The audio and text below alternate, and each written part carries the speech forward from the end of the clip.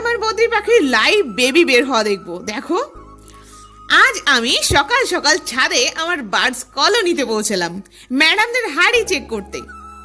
এখানে আমার দুজোড়া কাপেল ডিমে এসেছে, আর এক জোড়া দম্পতির ভাবচক্কর ভালো না খুব একটা। খুব শিগগিরই মনে হচ্ছে ডিমে আসবে।